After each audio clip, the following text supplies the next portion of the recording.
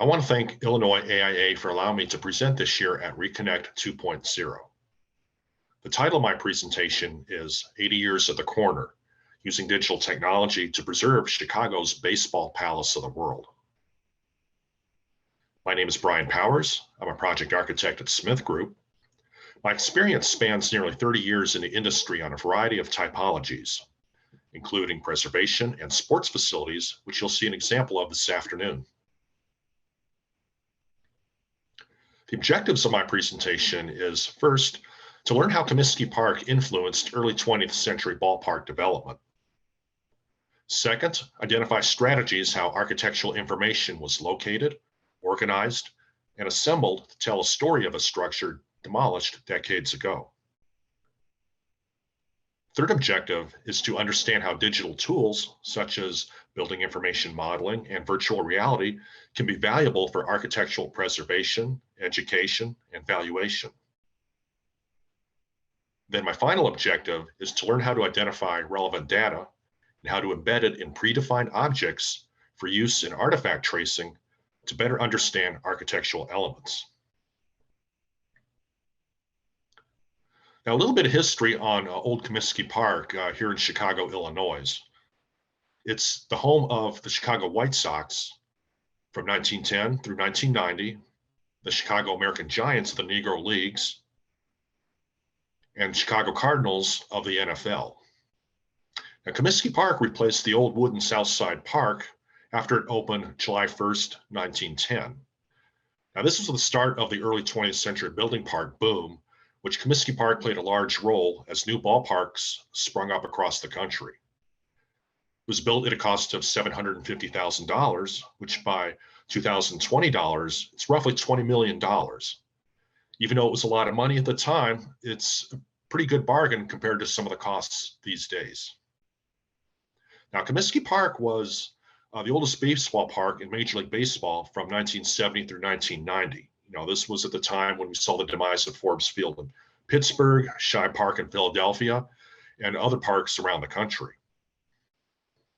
Comiskey Park had a very colorful history as well with the local clubs. It hosted 4 World Series, 1917, 1918, 1919, and 1959. And Cubs fans also have a little nugget in this as well. The 1918 World Series, the Chicago Cubs actually hosted the Boston Red Sox for the Fall Classic that year. Comiskey Park was the site of 3 All-Star games, 1933, 1953, and 1983. So I'm going to talk a little bit about the design background of Old Comiskey Park. It was designed by a Chicago architect named Zachary Taylor Davis. He was also the architect of Wrigley Field when that was built in 1914. Mr. Davis was pretty well known across the city as well as the state for designing churches and other public assembly spaces. After a series of several reiterations and design changes, Comiskey Park was designed in the prairie style of architecture.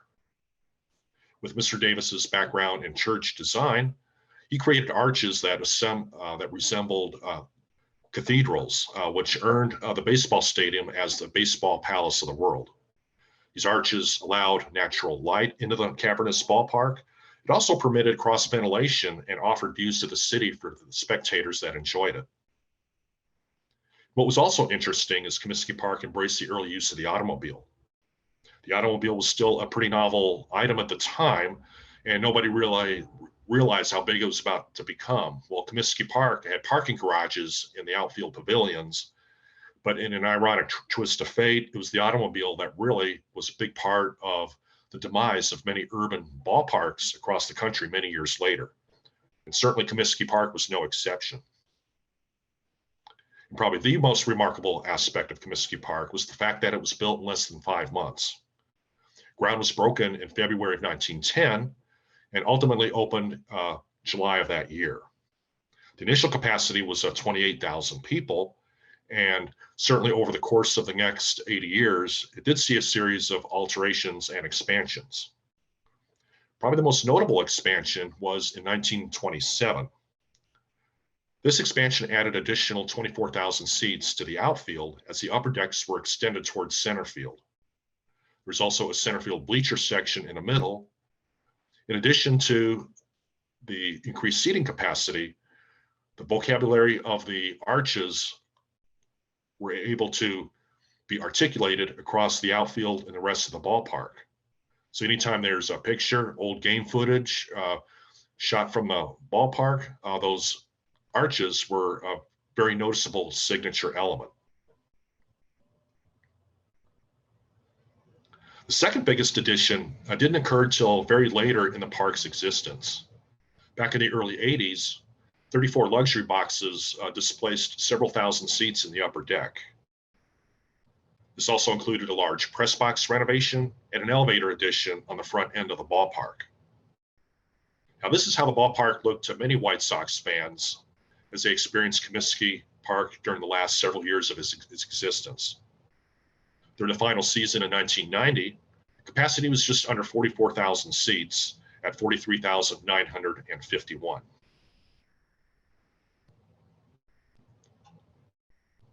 Comiskey Park had a number of design influences with other ballparks that were being built around the early part of the 20th century as well.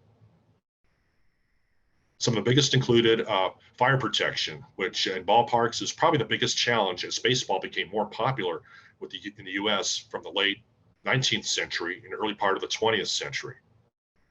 Comiskey Park was the second concrete and steel ballpark built in the American League and the fourth in Major League Baseball. But at that time, baseball parks had very little code precedence. A lot of these ballparks were built using theater building codes, which people found out very quickly that the difference between a movie theater or a performance hall was a lot different than a sporting venue. So engineers really had to refine the use of fireproofing construction in these ballparks, and at that time really expanded the use of concrete and steel. The city of Chicago was a mecca for that type of experimentation after the Great Fire several years earlier. Comiskey Park perfected the use of egress, a combination of internal ramps and stairs that allow quick exiting for fans after an event, in addition to an emergency. Comiskey Park set the precedent for other ballparks that were built during that same time frame, most notably Crosley Field in Cincinnati, Ebbets Field in Brooklyn, Wrigley Field across town, 1914, and other ballparks as well. It's really set the precedent for the next 10, 15 years as America's pastime really grew amongst the American people. There were other design influences of Comiskey Park as well, maybe not quite as noticeable as some of those big additions we saw earlier, but lights were added to the park in 1939. Comiskey was the fourth ballpark in the major leagues to get lighting when it was introduced in baseball just 4 years earlier.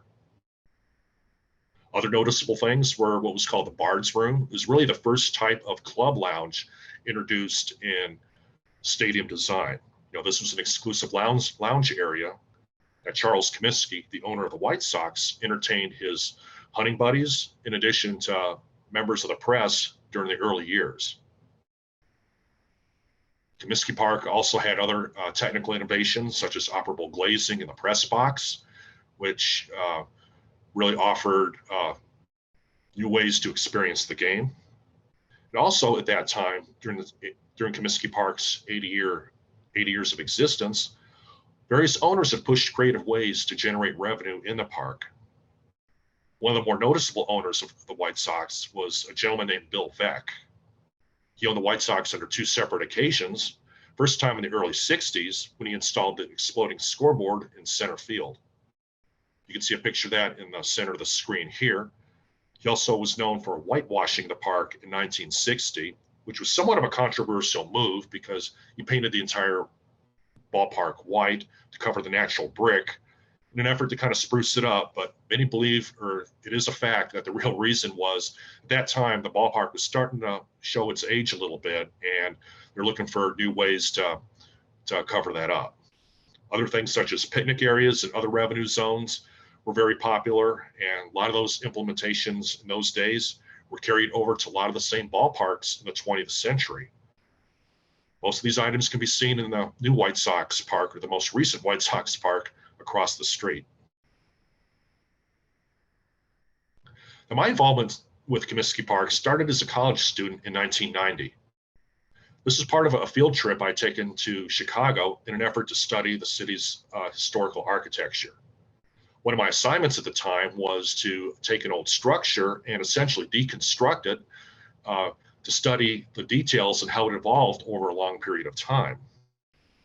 I chose Comiskey Park for two reasons. One, it was the last year in its existence. And then two, Comiskey Park really, to the trained eye, actually evolved over a period of time. As somewhat alluded to earlier, many of the ornamental details were stripped in an effort to keep the park clean and stable and not to show its age. So part of what I did was, through a series of sketches, try to peel back the paint a little bit and understand what lied beneath. As you can see in the sketches, a lot of the prairie style ornamentation could come to the surface. And over time, like the cornice up at the top and some of the ornamental cornices were stripped down, and we ended up with what we have. But I want to be able to articulate that again. I was very intrigued with these details. And for me personally, this is what started a 30-year odyssey to preserve the park. So in 1991, Comiskey Park had already completed its final season, and it was demolished starting February of that year. It was really the first time in my professional career I really understood the loss of a built environment. And I was disappointed by the lack of preservation, as there were no physical remnants of the park left. And unfortunately, for many other ballparks, that set the precedence for other ballparks that were replaced in the next 15 years as well. Parks like Tiger Stadium, Municipal Stadium in Cleveland, amongst others.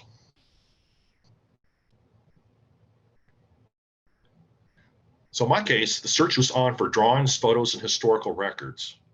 This actually started out as a hobby for me to try to locate this information and put it together for preservation purposes. As I got more into it, the more intrigued I became, the more hungry I became to find this information. So I was able to tap into 5 key resources as I looked for this information. These were users and owners, in this case, the White Sox, city archives, like planning, municipal departments, city records. I also searched museums and repositories, like the Chicago History Museum. I also reached out to other A&E firms that had a hand in the design and renovations of the park over the years. What was somewhat surprising to me was how little information actually existed. But I pressed on. My journey not only took me through Chicago, but also Cleveland, Ohio, which was the home of Osborne Engineering that had a hand in the 1927 edition, Kansas City, Missouri, HNTB did the Sweet edition, then ultimately Cooperstown, New York, which was the home of the Baseball Hall of Fame. So it wasn't until I was in contact with the Baseball Hall of Fame that I essentially had my big break.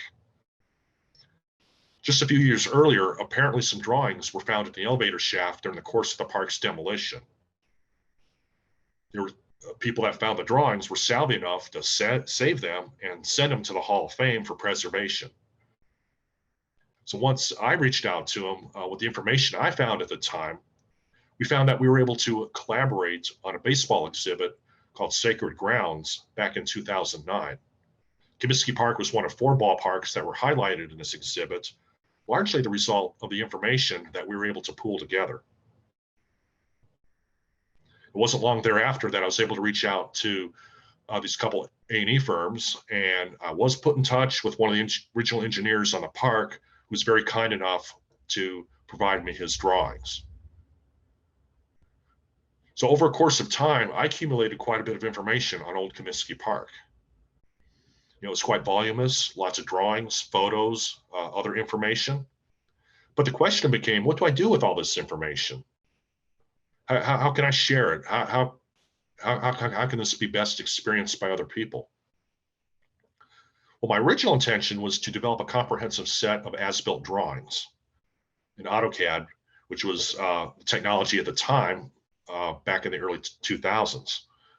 My goal was to meet the Historic American Building Survey Standards and put together a series of documents that could be submitted to the Library of Congress that could serve as a resource for other researchers to locate in the future.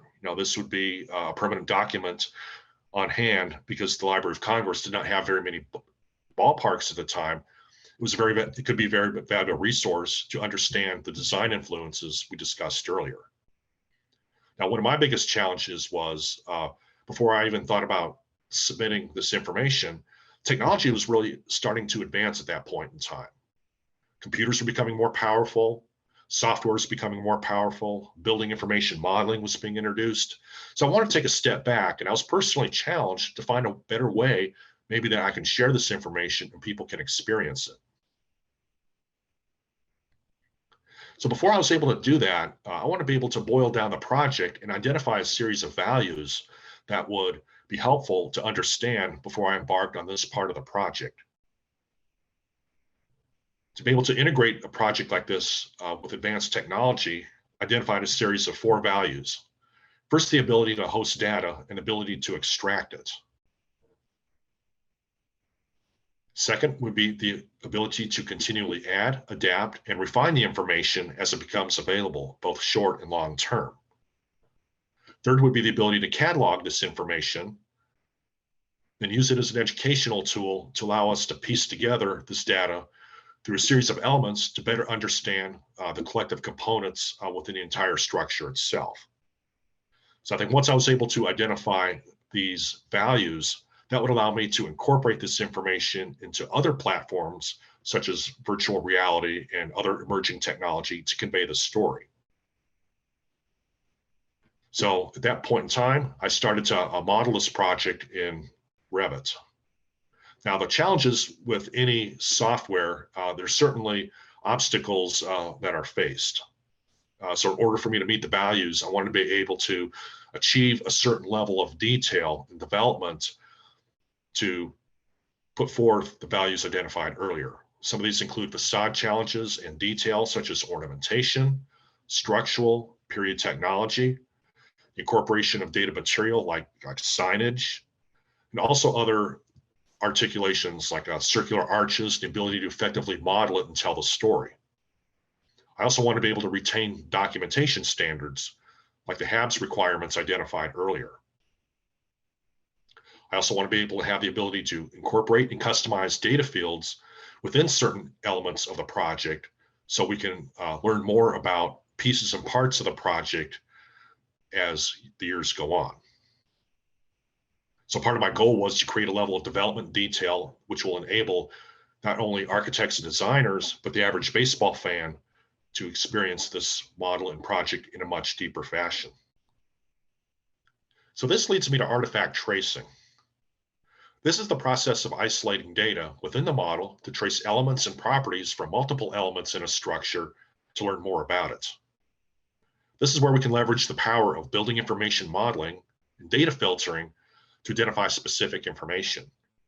Like in the case of the seats inside the ballpark. As discussed earlier, they're numbered on many occasions and in some cases repainted and recolored. So to effectively identify artifact tracing, I'm going to demonstrate to you the first of 2 examples through 5 steps. First is to identify, create, and categorize Revit family typologies. Second is to identify parameters and filters. Third, incorporate parameters in the model. Fourth, generate schedules and manifests by using those parameters. Then number 5, ultimately locate the elements. Now, seat detection is a good example because we do see over a period of years, even recent years, the appraisal of many seats that are on the collector's market. And it's very beneficial for these collectors. A lot of times premiums are given if we know a lot more about this element, or in this case, the seats, if a specific location can be identified.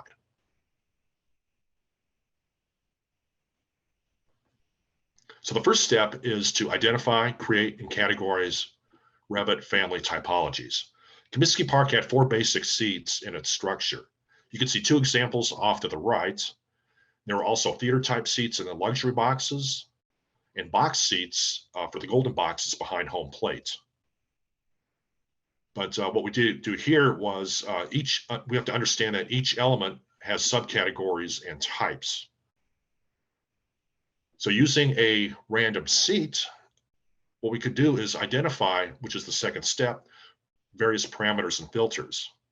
This is where we can identify various commonalities and differentiators that can be cataloged or used in searching.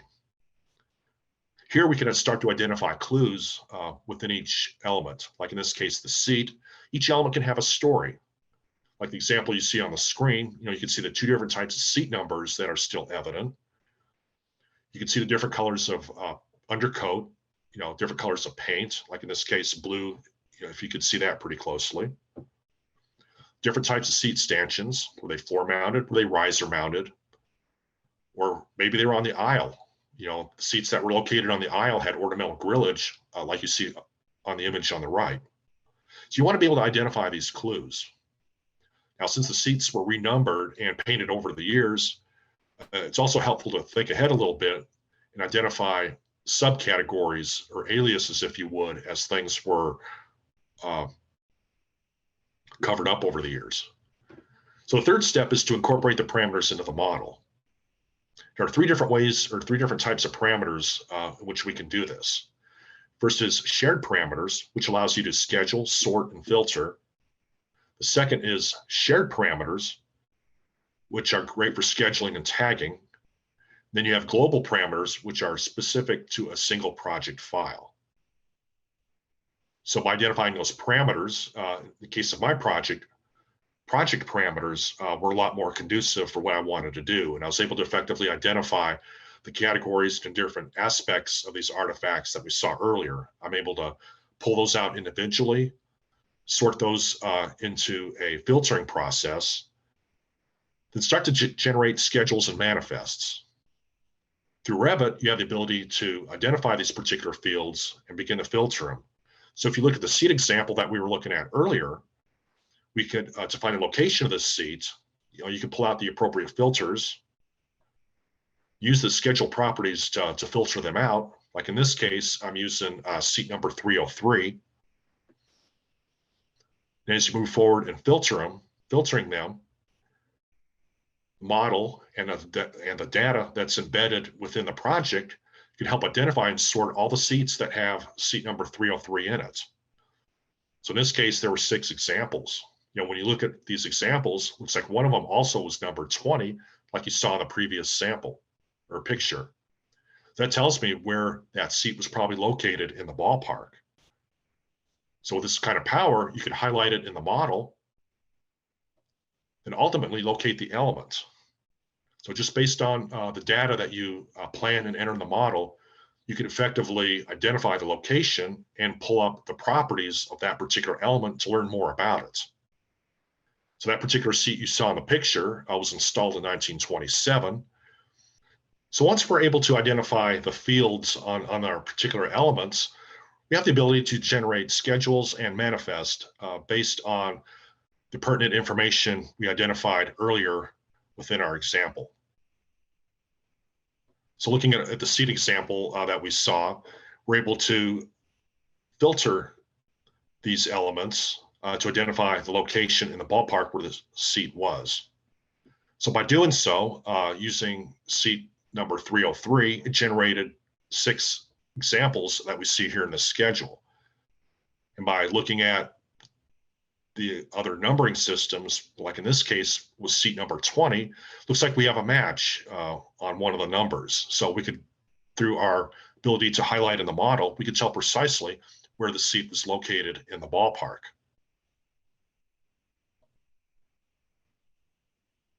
So Revit gives you the ability to identify these locations based on the data that you're able to filter. And once this element is isolated in the model, you can pull up a properties tab to tell you everything you wanted to know about that particular seat. In this case, it was constructed or installed in 1927. It was a center mounted seat and it was floor mounted. So the more you know about a particular seat and element, the more value it could bring to the collector's market. So as stated earlier, we're starting to see an emergence of memorabilia and seats across collectors. And certainly the more you know about it, the more value you could bring to it. It also helps people who rehabilitate these seats and even other architectural elements to have a general specification to better understand the rehabilitation and what is required to rehabilitate that artifact. The second example I'm going to demonstrate is the use of ticket detection. And this will involve using the filtering process to identify the seat and the view located on the ticket.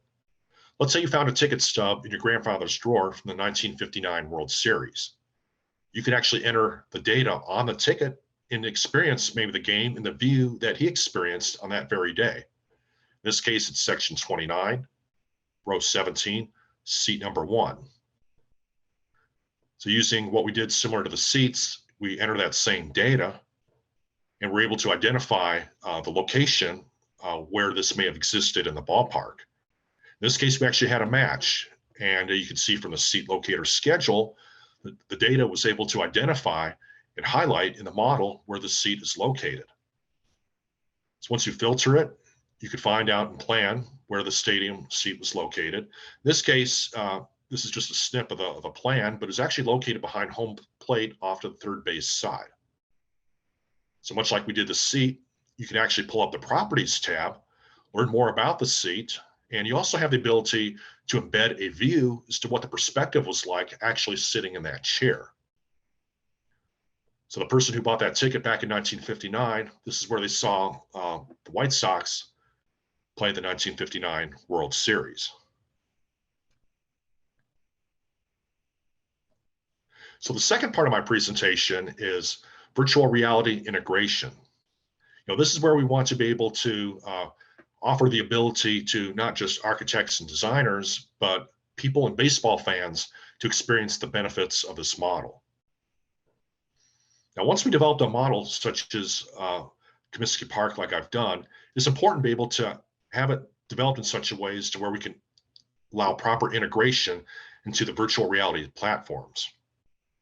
There are 3 steps or aspects in doing this. First is to be able to generate the images and the experiences, such as a 360-degree image like you see in the central part of the screen. When viewed properly through an image hosting on the cloud, such as Memento 360, that will allow you to view the image in a full 360-degree panoramic format.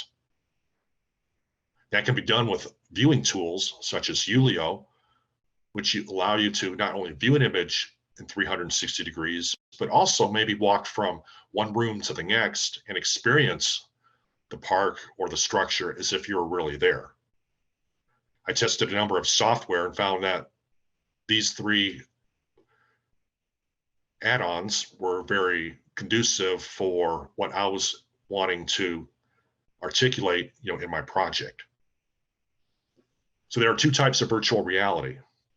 First is 3 degrees of freedom, or 3DOF, which creates the illusion of immersion through a rendering or image taken from a single fixed point and using a mobile phone or a simple holder to view it, much like the cardboard box you see here or a fancier headset that can accommodate your phone.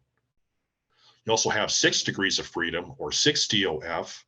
It's a virtual reality that allows your environment to react to movement through space, such as through a head-mounted display with either internal or external sensors to track movement.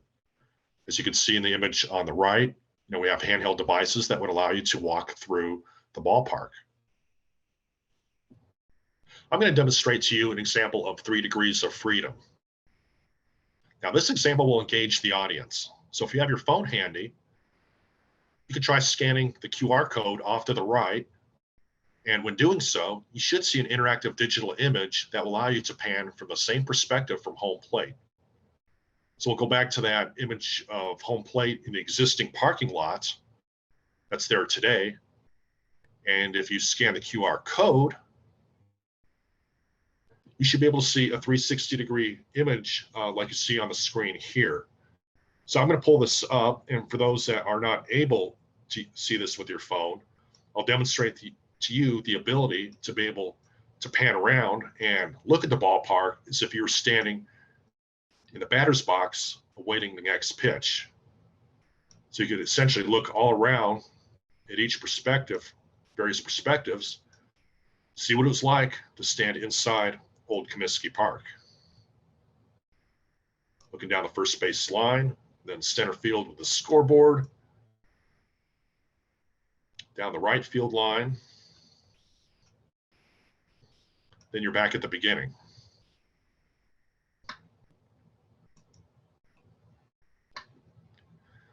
So hope everybody had a chance to enjoy that just for a little bit. So that was the image we just saw a few minutes ago. So what does the future hold for digital preservation? We talked a little bit about augmented reality, which is the interactive experience of a real-world environment where objects that reside in the real world are enhanced by computer-generated perceptual information. There's also laser scanning, which we have the ability to digitally scan existing structures in both full scale to allow a full immersive experience. There's also stat verification, which this is a little bit more sports related. You can actually verify and confirm or debate old baseball stats, such as how long were home runs actually hit at Old Comiskey Park.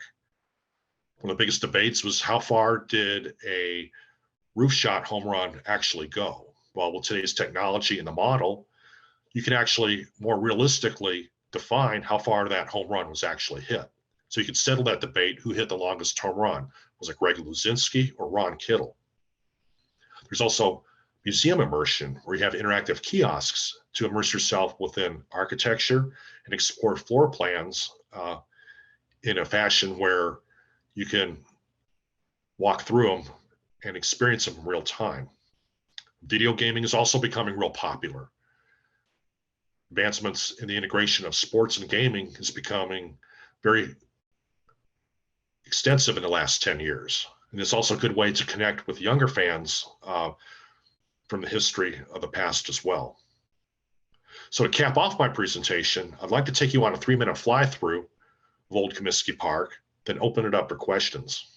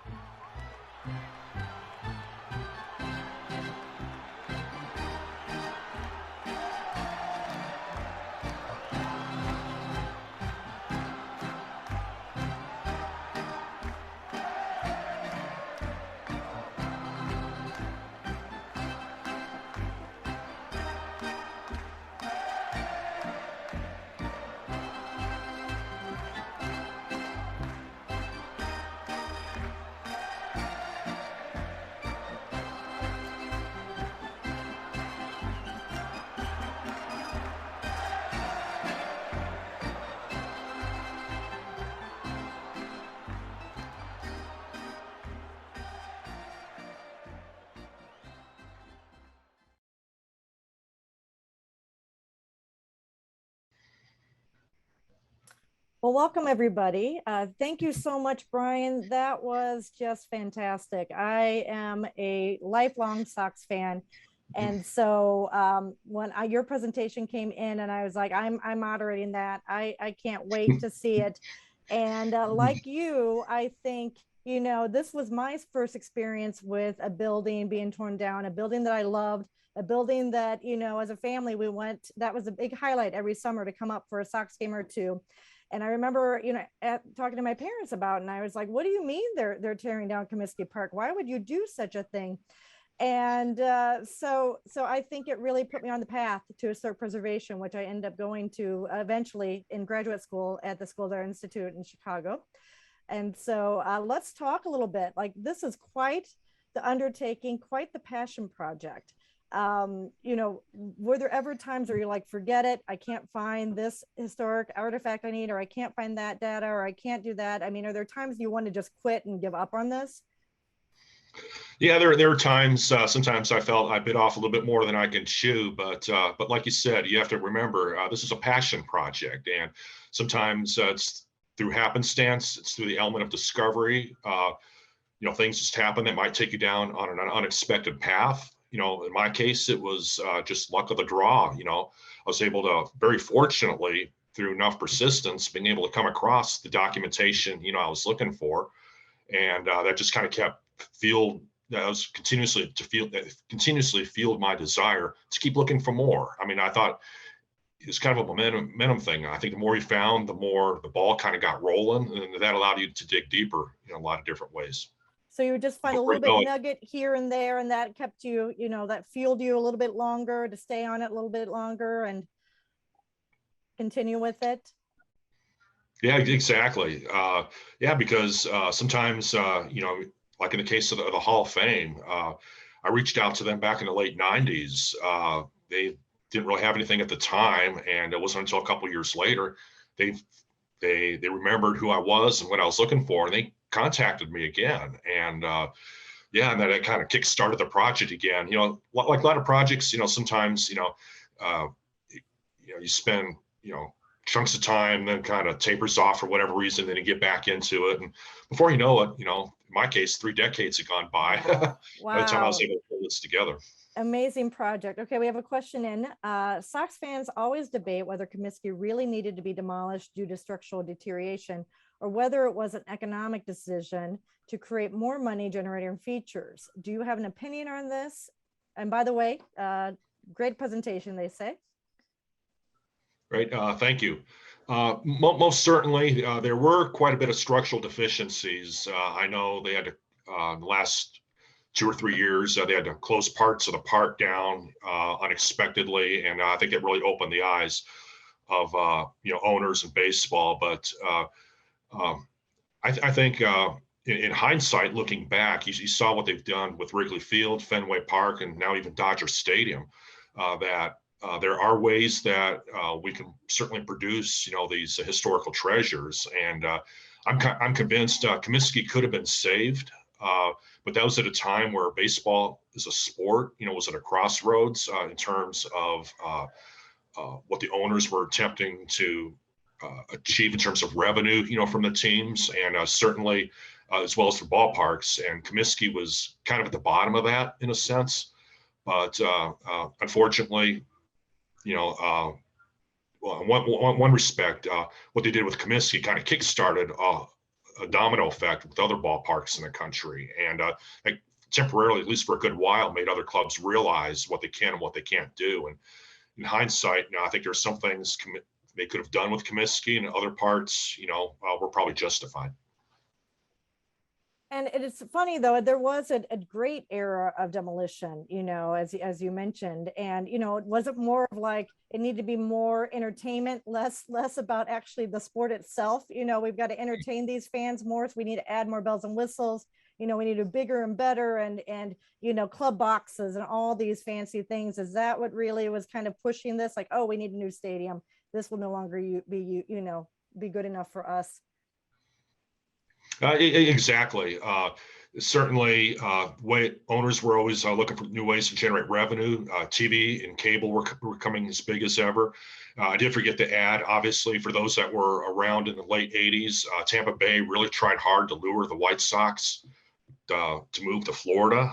And in a sense, that was Chicago's response, to those efforts. Basically, if they wanted to keep, the Sox in Chicago, they had to build a new stadium. No matter how good maybe a proposal to renovate Comiskey was. So there's still a little bit of politics involved, but I think a lot of Cubs saw what the new ballpark at the time brought the White Sox, in terms of revenue. That really kickstarted because, revenue gain from TV, luxury boxes, club lounges, all that stuff helps finance or one component of financing these new ballparks. And that opened the eyes for a lot of other clubs to do the same thing. We've got another question here. With continued advancements in AI, do you foresee the ability for a viewer to experience a past game, World Series, for instance, from any view of the ballpark in its entirety? Wouldn't that be fun? Absolutely. And I think that's what's nice about the possibilities of this project. I think in a way, I'm just scratching the surface of what we can do. I mean, we saw how much technology has changed in the last, 10, 15 years. And I think if you look ahead to the next 10, 15 years, you're going to see huge advancements, especially on those firsthand interactive type experiences. We see what we can do with video games. A lot of people, like we saw one of the last images of my presentation. I was able to teamed up with a guy who's done some video games to recreate and simulate old games too. So if you have enough information, you could use that possibility. You could use those factors, to recreate things as well, interact with it a lot more. That'd be awesome. And probably for you, since you were in this for 30 years, like as technology advanced, that probably also helped you to maybe stick with it and like, oh, I'm going to be able to do more, or I'm going to be able to do this, I'm going to be able to add that component. Like for you, that maybe it helped you keep with it for so many years. Yeah, exactly. It's as technology continues to emerge, I think it opens new doors for other opportunities too. And as I mentioned earlier, this being kind of a passion project, I'm always, whether it's as a hobby or even in my professional career, I think you're always looking to perfect and do things better, find new and innovative ways, whether it's technology or building or whatever we do. To find ways to enhance not only the storytelling, but the whole experience itself. Now, have you approached the organization? And I mean, are they aware of the presentation or what you've been working on for Old Comiskey? Do you think they care? I feel like every time I go to the ballpark, that old home plate there in the parking lot is just a slap in the face every time, and it would be kind of cool if you had a little kiosk there and your little QR code that people could use that and kind of imagine that again. I remember when my nephew was little and we took everybody, we go do family games together. And, I think he was 5 at the time. And I remember my brother took him over there purposefully to say, like, this is where old Comiskey used to sit. And I'm like, well, how sad, he's looking at a parking lot. Like, right. Awful. Yeah, that's really what I'd like to do is, especially with augmented reality. I mean, we have the ability to take the model I created and through a tablet, you could actually stand on the home plate, much like we saw that 360, but you can actually physically, hold it up in front of you and that would be see how it actually cool. stood at that time and walk around. And make them pay for it, Brian. They need they've got the money. They can find the money for that. Make them pay for your 30 years of work. That was, that's absolutely a lot of time. So, yeah. And also, I mean, do you think it also was, part of management as well, the decision to let it go. They just didn't want to deal with it. And there's part of it, it was becoming more difficult to maintain, like many old parks. But so yeah, most certainly it's a combination of things. Like I alluded to earlier, the notion that Sox were being lured to Tampa, I think just kind of gave some people justification maybe that we should probably just put as little as we can into the project, because when the current ownership took over in 1981, they did put money into the park. They built those suites, and there were plans on the board, to add more club lounges, do some substantial renovations in center field. But I think once it started to become evident that they may be holding maybe bargaining tool to build a new park, I think that's where they started to put their efforts into. So now, do you think you're done with this project, or do you think this project is never going to be done? I mean, I assume you were also a lifelong Sox fan, or I think certainly it's kind of I guess ongoing. I think like we alluded to earlier, with the advancements of technologies, there's I think a lot more that we can do with it. You mentioned recreating games, integrate tours. A lot of people are really interested just in the VR aspects of it, but it's something I don't want to.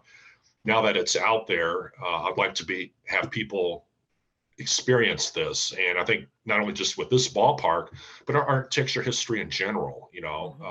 Cities and buildings, change all the time. Landscape changes, cities change all the time.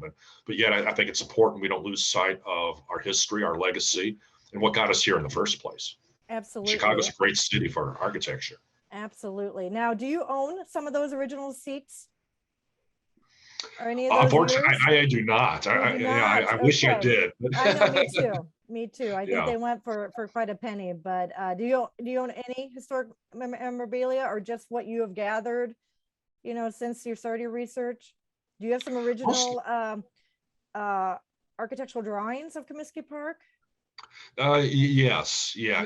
Some of the drawings you saw earlier. I have pretty much the only known set of blueprints. The Hall of Fame had a few, but yeah, the drawings I acquired, even the original engineering firm, Comiskey Park was the only park they couldn't locate.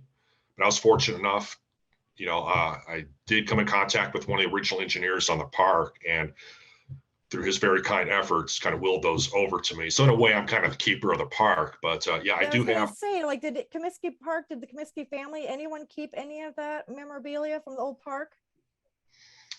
Not that I'm aware of. I mean, I knew the Comiskey family have kept a number of Charles Comiskey's books, files, and papers, and they were looking. This is probably 10 or so years ago. They were looking to donate this. Whether I can't remember where they ultimately ended up, but I think the Chicago History Museum, has a bunch of their artifacts. But but very little.